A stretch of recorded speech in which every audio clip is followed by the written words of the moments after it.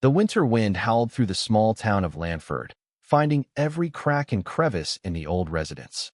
Inside, the living room felt more like a walk-in freezer than a sanctuary.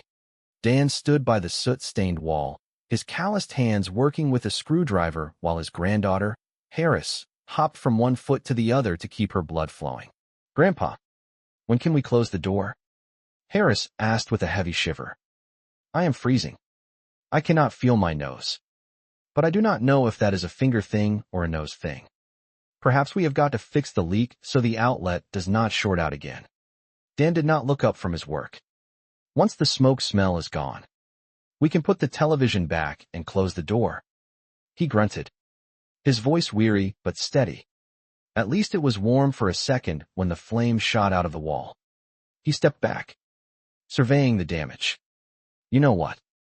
We are all uncomfortable right now. Suck it up." Darlene walked in from the kitchen, rubbing her arms. "Hey, just because you are in a bad mood, do not take it out on Mark," she said, gesturing toward her son.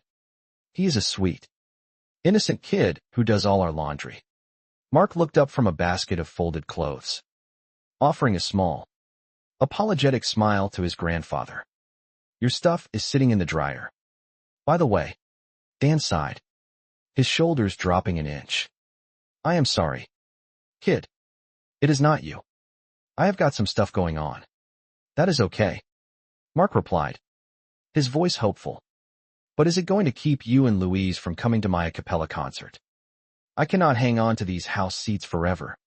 A shadow crossed Dan's face at the mention of Louise. "Louise is not going to make it," he said shortly. "She is not too happy with me right now. But I will keep both seats in case I nod off and fall to the side." Trying to shift the atmosphere, Dan moved toward the kitchen counter. "Okay, I found something we can all have for dinner while we warm our hands on the trash can fire." He began rummaging through the sparse cupboards. "I am going to start right here in the kitchen. 3 boxes of macaroni and cheese, and they are all open, and the cheese packets are missing. We have been the victims of a very odd burglary." Darlene cleared her throat, looking slightly guilty. "All right. That is on me. The nacho chips we bought at the auto parts store did not have enough cheese on them, so I re-cheesed them with the packets." Dan stared at the empty boxes for a long moment. "Well, we can probably put something else on it," he reasoned. "We got Chinese mustard packets and red chili flakes. So just throw that on the macaroni and see who taps out first." "Another way to solve this problem is by somebody going shopping," Harris suggested, her eyes fixed on her phone. "I have got 3 hours of the New Hampshire primary to watch," Darlene countered, clicking on the television. "I have to walk for school tomorrow, and I would like some snacks."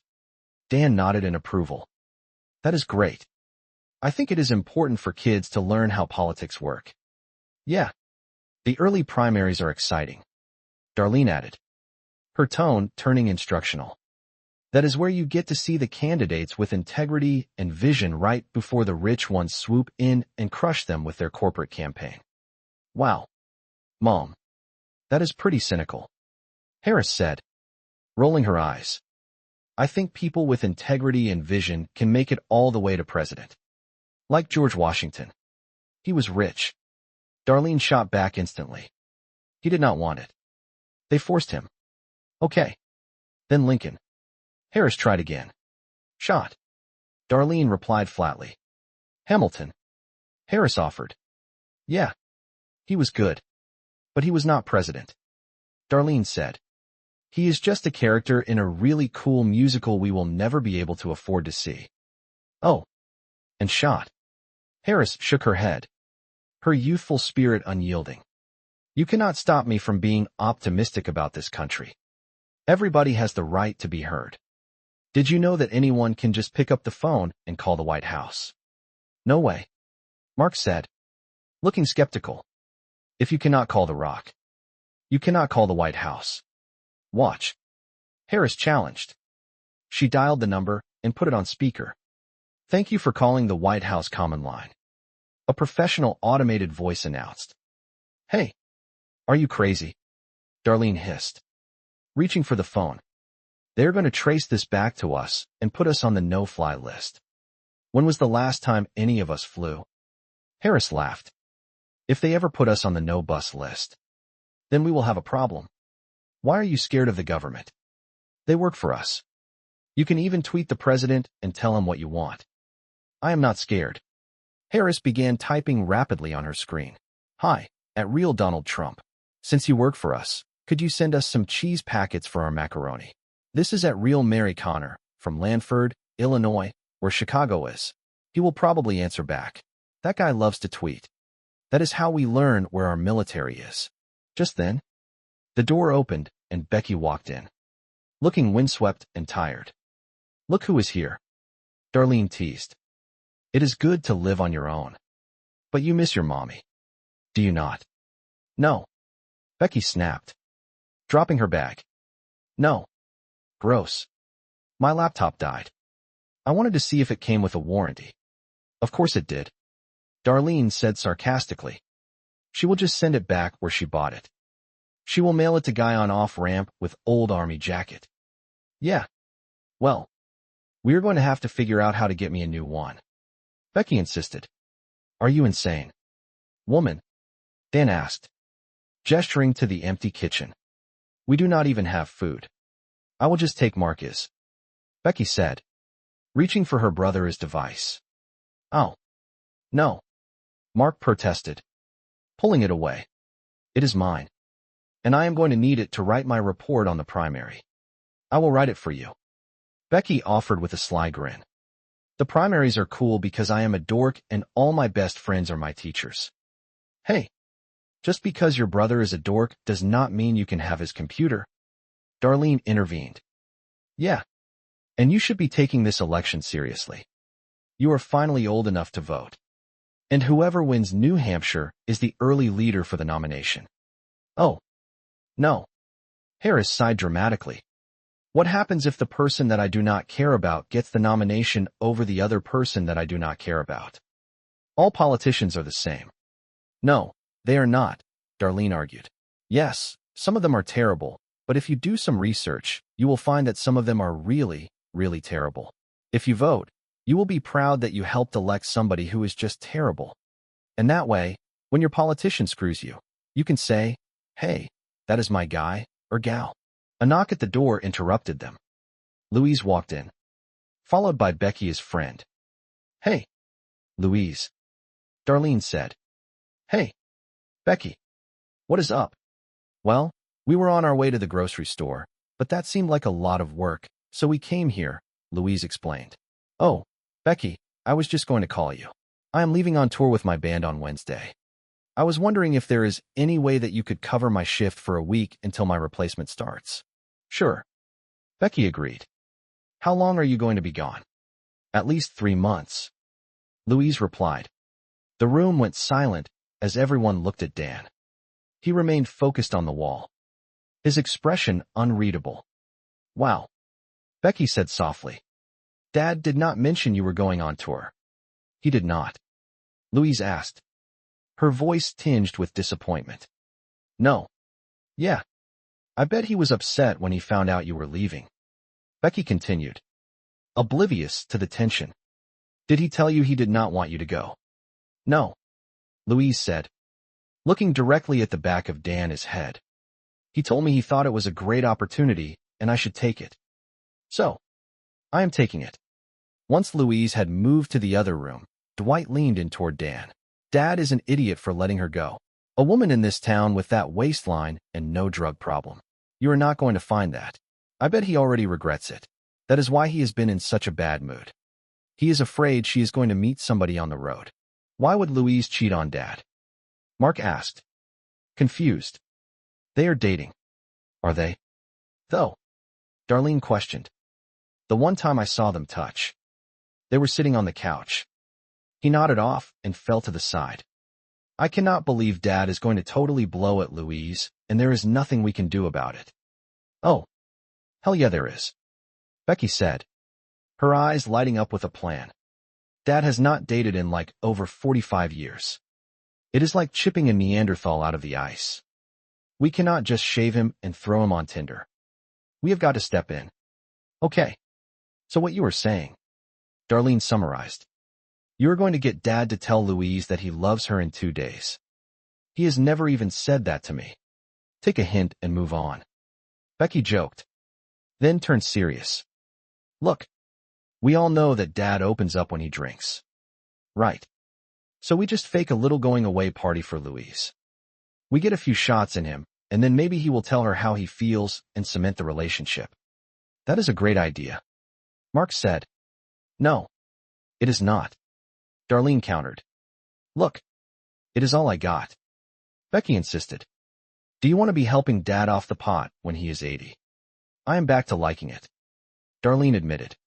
In the kitchen, Dwight was trying to talk sense into Louise. Louise. I could not help overhearing. Even though my Nana calls eavesdropping the devil as radio. But I work with Dan every day, and no matter what he says, he is going to be missing his lady like crazy. I am not his lady. Dwight. Louise said firmly. And between us, Dan could not commit to having a real relationship. So I broke up with him. Louise. I am shook. Dwight gasped. Look, I can understand what a tough nut to crack Dan is. This one time he and I had a few beers, throwing firecrackers at one another. I made the mistake of opening up. But it is okay. I did not say I love you for him. I said it for me. Yeah. I feel your pain. Dwight. Louise sighed. I am just glad I am going on this tour. I really do not want to see him right now. Back in the living room, the children were whispering. So we get him in the same room together and just let the magic happen. Becky said, I think Dad is really going to thank us for getting involved. Maybe your dad will. Darlene warned. My dad is a vengeful God who will strike us down and scatter our bones to the 4 corners of the earth. Maybe. Becky laughed. But up until then, it is a party. The television news continued to drone in the background. What is the update on New Hampshire? Dan asked, returning to the room. They are saying Bernie won it. But there could be some Russian hacking. Harris reported. Putin is in second. Huh. Dan barked. The Russians are so bad at hacking he is only in second. Seriously. How is Buttigieg doing? You are only asking me because we are both gay. Harris replied with a smirk. No. I just thought you were really into mayors. Dan said defensively. Okay.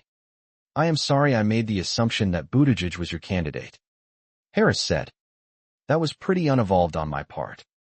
The door opened, and Ben walked in. Looking at the screen. Watching the primary. He noted. How is your boyfriend doing? Wow. Ben. Darlene sighed. Some people do not get it. Right. He is an excellent politician and qualified to be president. But he is not necessarily my candidate just because he is gay. Did all black people vote for Obama? Yeah. Pretty much. Ben answered. About 96%. Becky walked in from the back bedroom. Beverly Rose is asleep. Can I get my babysitting money now? Here you go. Darlene said, handing over some cash. You get the other half if you are here when I get back. Fine. Becky agreed.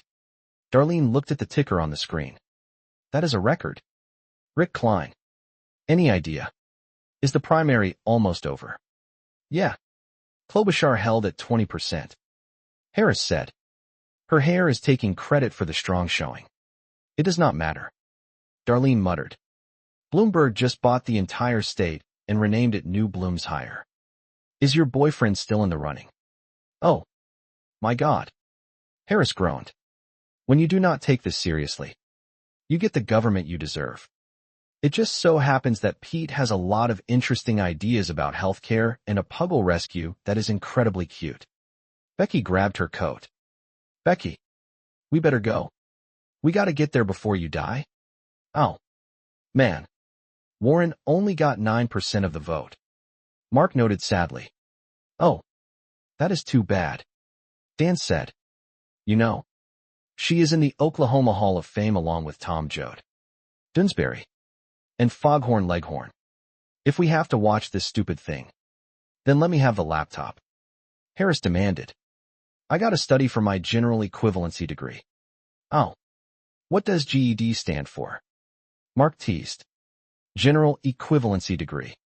Harris snapped. There. You just passed. No. You are not even going to study. Mark said, holding the computer away. You are just going to take an edible and then surf the web for post-ironic t-shirts. What the hell? Harris shouted, lunging for him. You almost broke my laptop. You psycho. You do not care about my stuff. You do not care about anything but yourself. Relax. It is not broken. Mark said, stepping back. Warren, you do not live here. So why do not you just leave? Harris yelled. And do not say goodbye this time. Either. What? Mark asked. Shocked. You are mad that I moved out. Yeah. You just walked out and left me here with these crazy people. Harris cried. Hey. Whoa. You do not get to make me feel guilty just because I am trying to live my own life. Mark argued. If you look around at our family, you might not know it. But people are supposed to move out. I have no one to talk to now. Harris said, her voice small. I told Grandpa that I had a boy crush. And we ended up watching Spartacus and eating a bucket of fried chicken. So you got fried chicken. What is your problem? Mark asked. You know what? I do have a problem. Harris said. But it is a waste of time talking to you. Screw you. We only have one television in the house. You have to leave. A few hours later, the family gathered for what they called a going-away party. Though the mood was strained. Well, first I think the loser is certainty. The news anchor announced on the screen. Oh. Hey.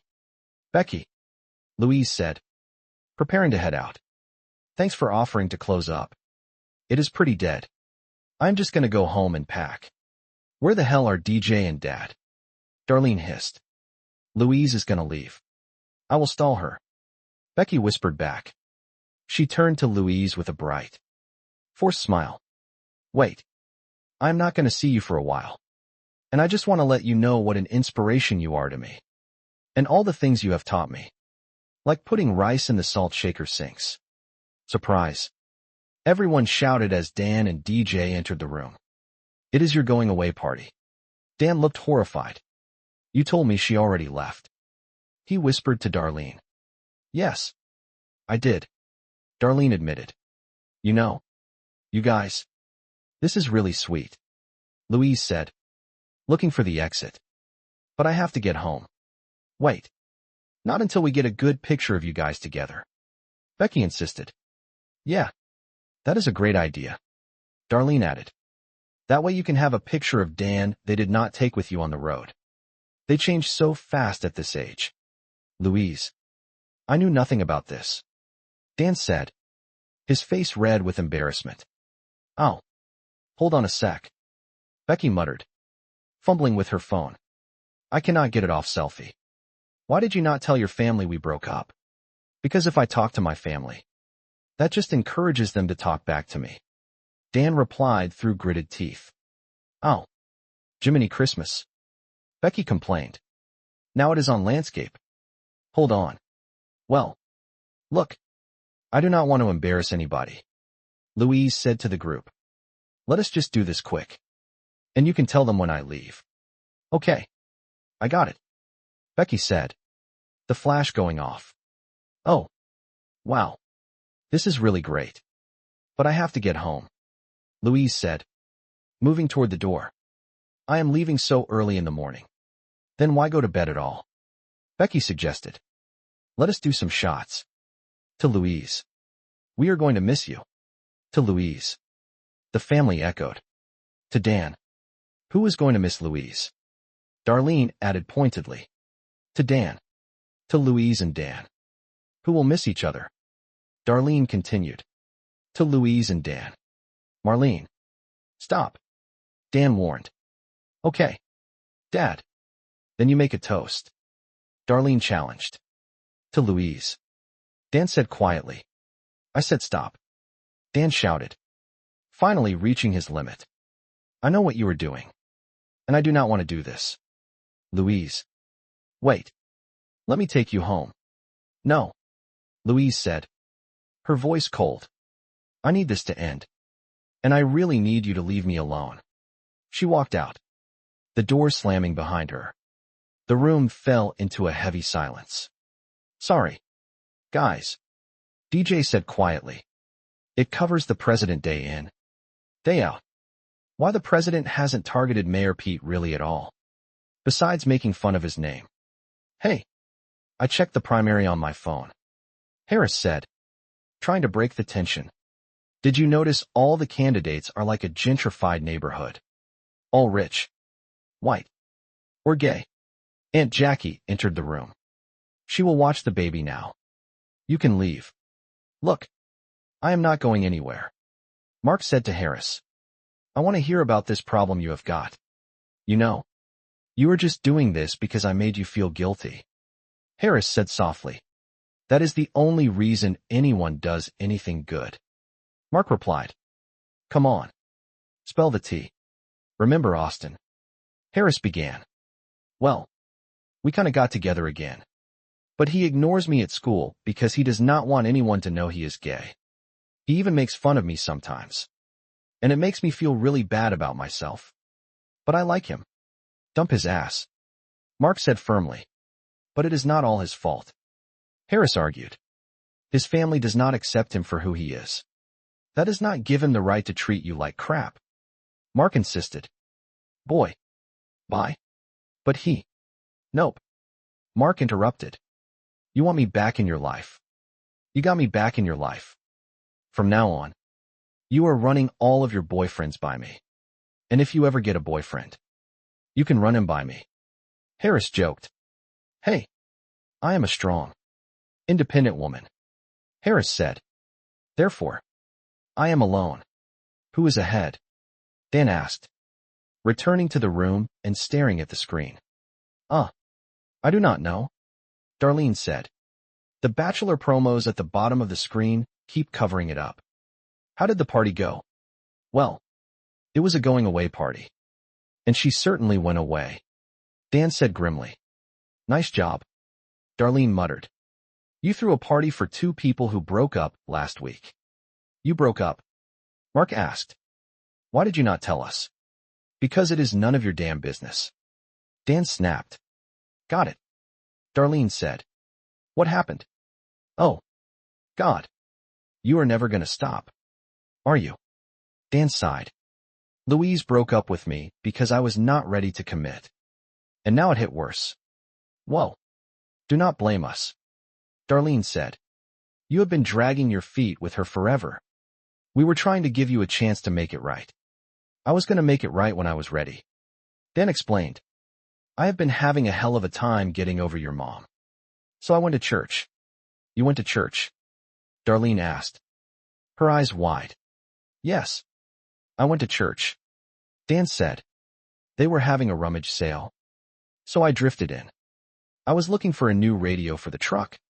And I figured nobody is going to screw you in a church. Anyway, the father was there. And I told him what was bothering me. So what did he say? Mark asked. Don't laugh, Dan warned. But he told me to write a letter to your mom about how guilty I was feeling about Louise, and then set it on fire so I could let it go and move on. Did you do it? Darlene asked quietly. No, Dan admitted. I was going to do it 2 weeks for your mom's birthday and then talk to Louise. But it is pointless. She never wants to see me again. Oh, come on, Dad, Darlene said. So you are just going to give up and become one of those weird old dudes that goes to the DMV to be around people. Just let us help you. We can figure something out. No, we are not going to figure anything out, Dan said firmly. I am going to figure it out in my time. In my way? Fine, Darlene said. It is all you. When you say in my time, are we talking months? Years? Just give us a ballpark. Go to your room, Dan ordered. We are not children. Becky protested. You want to pay rent? Dan countered. No. Go. Becky. Go. Mark whispered. And they retreated to the hallway. Wait. Your last thought as we head into Nevada. As we run out of time here. The news anchor announced. Harris's phone buzzed. Hello. Hi. This is Hillary Clinton, and I am calling on behalf of the Democratic Party. A voice said. Stupid robocall. Harris muttered. No. People have accused me of being a robot. The voice continued. But this is really Hillary Clinton. It is her. Harris whispered to Mark. She must be trying to get people to vote. Hello. Hang on. Let me get where there is better reception, the voice said. Okay, this is better. I see that you have just turned 18, Harris, and this is a very important election. You know, as I gaze upon the Lincoln Memorial here in our nation's capital, I think about the role of women in this election and how we are stronger together. Hey, Harris interrupted. While you are in the nation's capital, would you mind cleaning the link trap? Oh, Darlene groaned. Harris, just vote. Why? Harris asked.